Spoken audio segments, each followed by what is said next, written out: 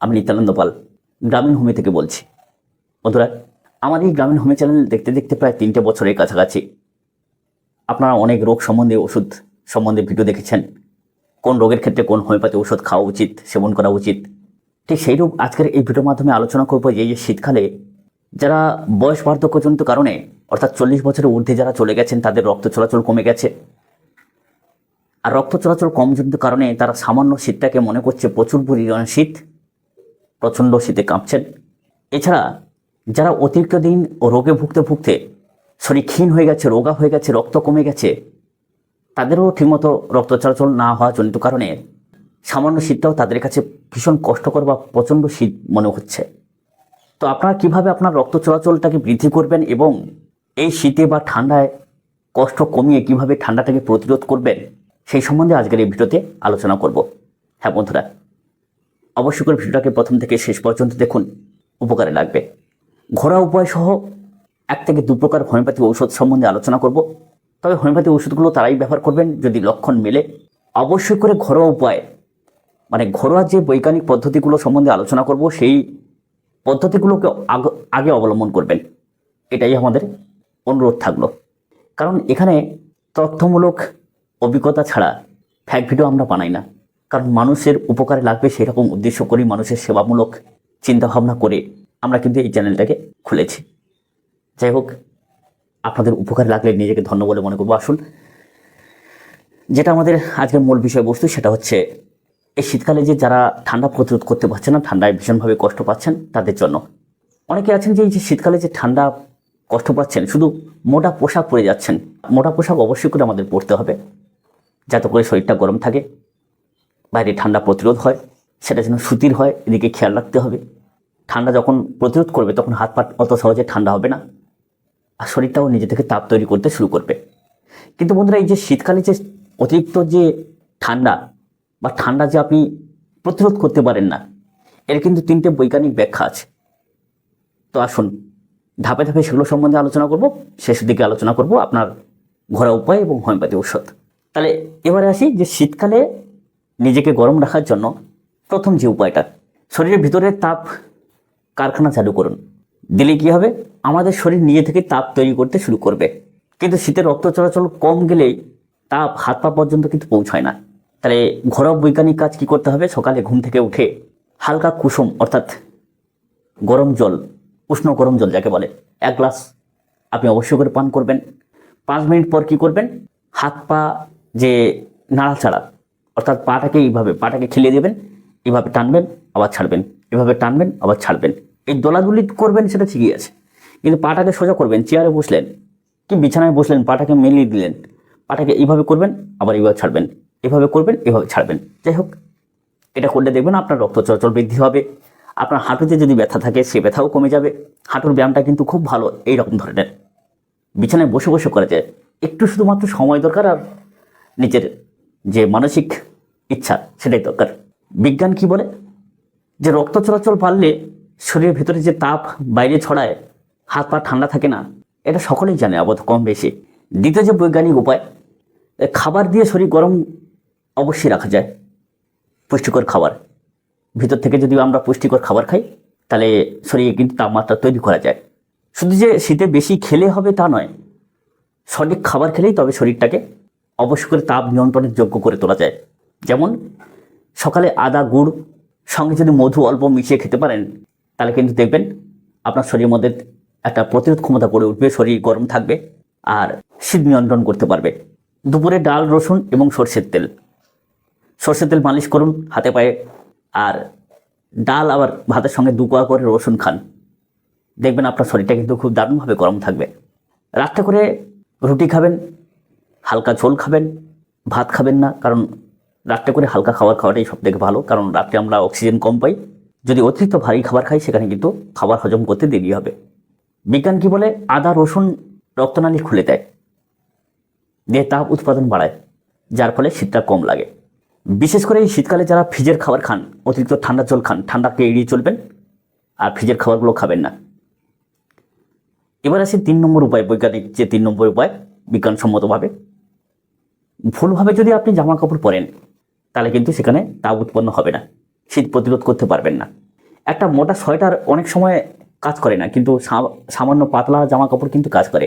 ভিতরে যেন সুতির অংশ বেশি থাকে, মানে সুতোর অংশ, আর মাঝখানে যেন উলের অংশ বেশি থাকে, আর বাইরে বাতাসটা আটকায় এমন একটা পোশাক আপনি অবশ্যই করে চয়েস করবেন, বেছে নেবেন, যাতে করে আপনার ক্ষেত্রে সেটা শীত নিয়ন্ত্রণযোগ্য হয়। কারণ বাতাস আটকে তাপটাকে ধরে রাখে, ঘাম জমে ঠান্ডা লাগায় না, যার জন্য এমন পোশাক আপনাকে পছন্দ করতে হবে, বেছে নিতে হবে। তো বন্ধুরা, এবারে ঘরোয়া পদ্ধতি তো আপনারা জানলেন, এবারে আসুন জানবো আমরা যে দুটো হোমিওপ্যাথি ওষুধ কী হতে পারে। প্রথম যে হোমিওপ্যাথি ওষুধ সেটা হচ্ছে ক্যালকেরা কার্ব। যারা অতিরিক্ত মোটা সোটা, থলথলে, সামান্যতে মাথায় ঘাম আসে, এক জায়গা থেকে আরেক জায়গায় যেতে গেলে ভীষণভাবে দম হাঁপিয়ে যায়, কষ্ট অনুভব করেন, কারণ এতটা শরীর ভার বা মোটা, রক্ত অল্পতা রয়েছে, এত মোটা সোটা সত্ত্বেও তাদের যদি খুব সহজে ঠান্ডা লেগে যায়, ক্যালকেরা কার্ব সপ্তাহে 2 দিন অর্থাৎ 3 দিন অন্তর 200 পোটেন্সি, হয় সকালে নয় সন্ধ্যায় একবার নেবেন, অর্থাৎ 3 দিন অন্তর যে কোনো একটা সময়ে একবার 1 থেকে 2 ফোঁটা এইভাবে নিতে থাকুন।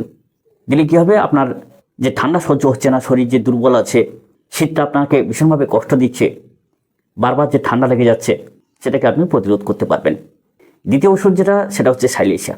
সেটা কি, যে শীতকালে পায়ের তলায় ঠান্ডা লেগে গিয়ে বারবার ঠান্ডা লাগা, বারবার সর্দি লাগা, ঠান্ডা আপনি কোনোভাবেই সহ্য করতে পারেন না, বিশেষ করে পায়ের তলা যেন বরফের মতো ঠান্ডা, অনেকের দেখবেন পায়ের তালু, হাতের তালু যেন একদম বরফের মতো ঠান্ডা, কিন্তু ক্যালকেরা কার্বের মতো এরকম মোটা সোটা চেহারা নয়, রোগা দুর্বল, হাতের তালু পায়ের তালুতে ঘাম আসে এই শীতকালে, এবং সেই ঘামটা দুর্গন্ধও হতে পারে।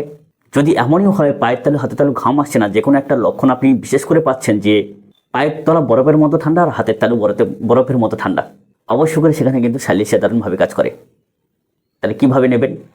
ঠিক একইভাবে সপ্তাহে 2 দিন 3 দিন অন্তর 200 পোটেন্সি 1 মাত্রা করে নিন। এরকম 2-4 মাত্রা নেওয়ার পরে আপনি ওষুধটাকে স্টপ করে দিন, কিন্তু ঘরোয়া উপায়গুলোকে অবশ্যই করে অবলম্বন করবেন। দেখবেন আপনার শরীরের মধ্যে স্বাভাবিক তাপমাত্রা বাড়তে শুরু করেছে, আপনি শীত প্রতিরোধ করার মতো যোগ্য করে তুলেছেন নিজের শরীরটাকে, খুব ভালো থাকতে পারবেন। এছাড়া শেষ একটা হোমিওপ্যাথি ওষুধ যেটা আলোচনা করা উচিত, বারবার ঠান্ডায় গলা ফোলা, গলা ব্যথা, গ্ল্যান্ড ফোলা, ঠান্ডা পড়লেই আপনি অসুস্থ হয়ে যান, সামান্য ঠান্ডাও সহ্য করতে পারছেন না, সামান্য ঠান্ডাটাকে মনে হয় প্রচণ্ড ঠান্ডা অতিরিক্ত, তখন একবার হিপার সালফার 200 পোটেন্সি এরকম 2 দিন অন্তর 3 দিন অন্তর 1 মাত্রা করে নেবেন, 2-4 মাত্রা নিয়ে বন্ধ করে দেবেন। দেখবেন আপনি ঠান্ডা প্রতিরোধ করার মতো সক্ষমতা করে তুলতে পারবেন। তো বন্ধুরা, আসুন কয়েকটা কমেন্টের উত্তর আমরা আলোচনা করি। বেশি সময় নেব না, কারণ ভিডিওগুলো অনেক দীর্ঘ সময় হয়ে গেলে আপনাদের দেখতে অসুবিধা হয়। বন্ধুরা, প্রথম যে কমেন্টটা করেছেন রেহানা আহমেদ, তিনি কমেন্ট করেছেন যে হিমোগ্লোবিন ট্রিটমেন্টের জন্য কোন কোন হোমিওপ্যাথি ওষুধ একটু আলোচনা করলে ভালো হয়। দেখুন, হিমোগ্লোবিন বৃদ্ধি করার জন্য প্রথম যে ওষুধটা আমরা বেশি ব্যবহার করে থাকি সেটা হচ্ছে ন্যাট্রোমিউর, চায়না, ফেরাম মেটালিকাম, ফেরামিউর, ফেরামফস, এইসব হোমিওপ্যাথি ওষুধগুলো অবশ্যই করে আপনি দেখে নেবেন। হোমিওপ্যাথি ম্যাটারমেডিকা খুলে নিশ্চয়ই সেখানে বিস্তারিত পেয়ে যাবেন। দ্বিতীয় যে কমেন্টটা করেছেন তাপস সরকার, তিনি জানতে চেয়েছেন যে সাইলেশিয়া 12x বা 12x আর ক্যালিমিউর কম্বিনেশন করে খেলে কি ক্যালিবাইক্রম খেতে হবে? তো সাইলেশিয়া আর ক্যালিমিউর একসঙ্গে খেলে ক্যালিবাইক্রম খেতে হবে না, এরকম আমার কিন্তু জানা নেই। যদি কেউ আপনাকে বলে থাকে, অবশ্যই করে সেটা ব্যক্তিগত, মানা না মানা আপনার ব্যক্তিগত ব্যাপার। 3 নম্বর রুমা আক্তার, তিনি কমেন্ট করেছেন যে আমার ফিস্টুলা হয়েছে, ব্লাড পুজ বের হয়, মানে ব্লাড আর পুজ, রক্তপুঞ্জ যাকে বলে, বার হয়, কি ঔষধ সেবন করতে হবে জানালে উপকৃত হব। একটা কথা বলি, এই ফিস্টুলা রোগটা কিন্তু খুব কঠিন রোগ। এ সম্বন্ধে যদি কতদিন হয়েছে, কি ব্যাপার, ডিটেলস যদি আপনি লিখে পাঠান আমাদের হোয়াটসঅ্যাপে, আমরা উত্তর দিতে চেষ্টা করব। 10-15 দিনের ব্যাপার, ঠান্ডা লাগা, গলা ব্যথা, জ্বর, সর্দি, কাশি, এই সম্বন্ধে আপনারা কমেন্ট করবেন, সঙ্গে সঙ্গে আপনাদের উত্তর দেবো, কথা দিলাম। কিন্তু যত ক্রনিক রোগ হবে, পুরনো কেস হবে, সেগুলোর জন্য হোয়াটসঅ্যাপ করতে হবে। সুন্দরভাবে লিখে আপনি খাতা কলমে, মানে কাগজ কলমে লিখেও পাঠাতে পারেন, আবার হোয়াটসঅ্যাপে লিখে পাঠাতে পারেন। অবশ্যই করে উত্তর দেওয়া হবে, চেষ্টা করব। মাঝে মাঝে মনে করে দিতে হবে, হাই বলে লিখতে হবে। রাত্রি 8টা থেকে 9টার মধ্যে হাই বলে লিখলে খুব ভালো হয়। পরবর্তী যে কমেন্টটা করেছেন সেটা হচ্ছে কাজী রব্বানি। যাই হোক, কাজী রব্বানি কি 2.5 বছরের বাচ্চাদের কফ বের করতে কি স্পঞ্জিয়া 200, হিপার সালফার 200 ব্যবহার করা যাবে? ওষুধ নির্বাচন একদম ঠিক, কিন্তু কিভাবে ব্যবহার করবেন সেই পদ্ধতি কিন্তু আপনি এখানে লেখেননি। আপনি যদি নিজে খুব ভালো অভিজ্ঞতা করতে পারেন আমাদের ভিডিও দেখে, বা কোনোভাবে ম্যাথমেটিকাকে আয়ত্ত করে অবশ্যই করে ব্যবহার করবেন। আর যদি না সাহস পান, কারণ হেপার সালফার যদি ভুল প্রয়োগ করেন তাহলে কফটা বসে যেতে পারে, সেখানে জ্বর চলে আসতে পারে। তারপরে কি ওষুধ ব্যবহার করতে হবে সেটা যদি আপনার জানা থাকে, আপনি অবশ্যই প্রয়োগ করবেন। আমরা বলি প্রত্যেকটা ভিডিও আমরা শিক্ষার পারপাসে আপলোড করি, যাতে করে আপনারা শিখে বাড়িতে কাজে লাগাতে পারেন। বিশেষ করে যেহেতু বাচ্চা, তা আমাদেরকে কমেন্ট করে জানাবেন, আমরা চেষ্টা করবো উত্তর দেওয়ার। যাই হোক, ভিডিওটা অনেকটা দীর্ঘ হয়ে যাচ্ছে। আগামী দিনে চেষ্টা করবো যাতে করে আরও কমেন্টের উত্তর দেওয়া যায়। তবে বন্ধুরা, সবসময় বলি যে আপনারা সবসময়ের জন্য জ্বর, সর্দি, কাশি, শীতকালীন সমস্যা 10-15 দিনের ব্যাপার, সেগুলো সম্বন্ধে কমেন্ট করবেন, সঙ্গে সঙ্গে উত্তর পাবেন। যেগুলো বড় সড়ো সমস্যা সেগুলো সম্বন্ধে আমাদেরকে হোয়াটসঅ্যাপে লিখে পাঠাবেন, চেষ্টা করবো উত্তর দেওয়ার। সকলে খুব ভালো থাকবেন। নমস্কার।